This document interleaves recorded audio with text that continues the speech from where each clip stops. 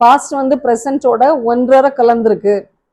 இந்த ப்ரெசென்ட்டே வந்து பாஸ்ட்டை பேஸ் பண்ணி தான் இருக்குது அப்படின்றத வந்து நான் ப்ரீவியஸ் வீடியோவில் நான் ஃபீல் பண்ணுறேன் அப்படின்னு நான் சொல்லியிருந்தேன். இன்னைக்கு நம்ம ப்ளேம் பண்ணக்கூடிய ப்ரீவியஸ் ஜென்ரேஷன் வந்து என்ன மாதிரி ட்ராமாஸ் அண்டர்கோ பண்ணாங்க அப்படின்றத வந்து அவங்களே ரியலைஸ் பண்ணியிருக்கல.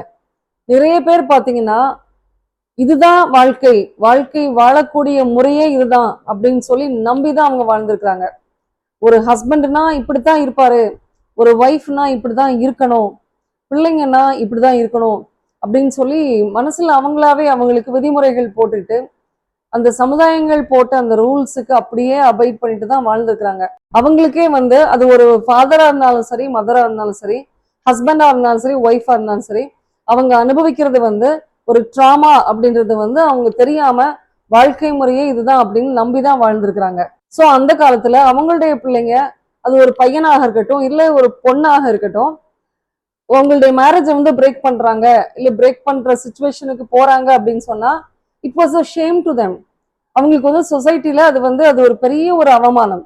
அதே மாதிரி பெண் குழந்தைகள் வந்து கல்யாணத்துக்கு அப்புறம் அவங்களுடைய ஹஸ்பண்ட் இல்லாம இவங்க வீட்டுக்கு வர்றது, அடிக்கடி தாய் வீட்டுக்கு வர்றது, அப்புறம் பெண்கள் தங்களுடைய ஒப்பீனியனை வந்து லவுடா சொல்றது, வெளிப்படையா சொல்றது, இது எல்லாமே வந்து ஒரு டேபுவா தான் கன்சிடர் பண்ணாங்க. அதே மாதிரி சோஷியலி இந்த சமுதாயத்துல ஃபாலோ பண்ணப்பட்ட பல சூப்பர்ஸ்டிஷன்ஸ், மூட நம்பிக்கைகள், பெண்களை வச்சு நடத்தப்பட்ட பல மூடத்தனமான பழக்க வழக்கங்கள், இது எல்லாமே வந்து அந்த காலத்துல இருந்தது. பிகாஸ் அவங்களுடைய லைஃப் ஸ்டைல் அப்படி, அவங்களுடைய சூழ்நிலை அப்படி, அவங்களுடைய நம்பிக்கைகள் அப்படி, அதனால அவங்க அப்படி பண்ணாங்க. அது பாஸ்ட்.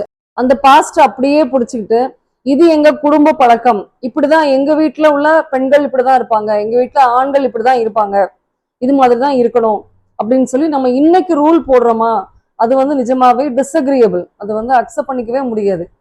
இந்த காலகட்டத்துக்கு அந்த மாதிரி விஷயங்களை நம்ம அக்செப்ட் பண்ணிக்க முடியாது.